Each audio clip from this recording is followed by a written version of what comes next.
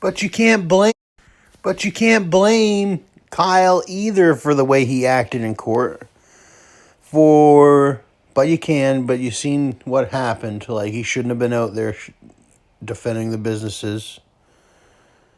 But if he can say that he was U.S. Army, that he drafted because there was a terrorist attack or whatever, maybe there is a law where you can defend others' property. I think there is a law that says that. But what I was going to say is, when they throw you in jail, they treat you like garbage a lot of the time, or you get treated like garbage from other inmates or other people that are in the jail, not necessarily just the correctional staff or anything. Maybe there's some ones that don't agree with Kyle and they're in jail with him, and they might treat him like really bad in there. And it messes your whole mental state up. And you have no resources in there at all. The way they set it up, there's no resources. There should be resources. You should be able to get on the computer and print stuff out and yada yada to go and work with your case and get all the information that you need. You shouldn't be stuck into a concrete block. Not everybody. Maybe the worst of the worst ones that obviously have done really bad stuff shouldn't. And then they go into the courtroom, and they're expected to speak like a normal person and tell the stories, and they can't. Because, especially for they call them first-timers.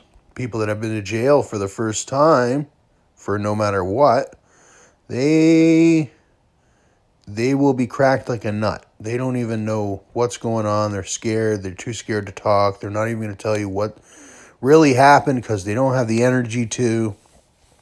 They're scared. They can't even fathom for the words. They can't go on the internet to do a Google search to kind of get the words that they need. Some people need to do that. It's just a horrible situation, and then they get locked away for years and years and years and years and years and years and years and years and years because of that. But they may be innocent. They just don't have the resources. They get thrown in this jail. There should be other ways. Not everybody should go to jail. But Kyle Rittenhouse, I believe, should have been locked away. Once you questionably cross certain lines, you could be locked away, right? There's deaths, homicide, murder, or people were killed. Now, were the people attacking him, can we show that he was really in danger? He probably could have aimed the gun at them and said, "Back off," and then ran off. See, it gets down to that. There's been many dangerous encounters that I've been in where I had to make the decision like that. But no, he made the decision to fire the rounds and kill. There's been many times I've been robbed with a knife, and it's a scary knife, and I'm sure the knife could have killed me, of course. But the way I used my words and my actions to deter the situation, that situation is just an old situation that never even became anything. Okay?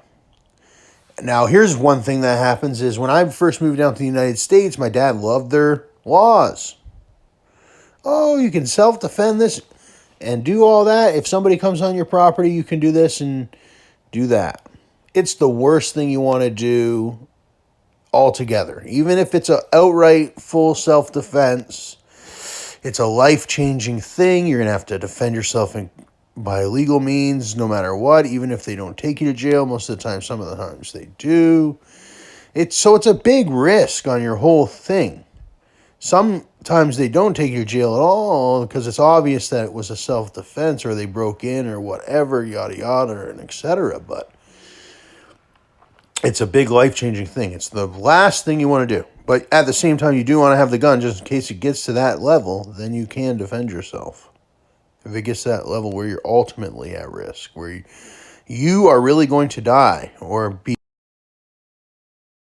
in serious physical harm if you do not shoot.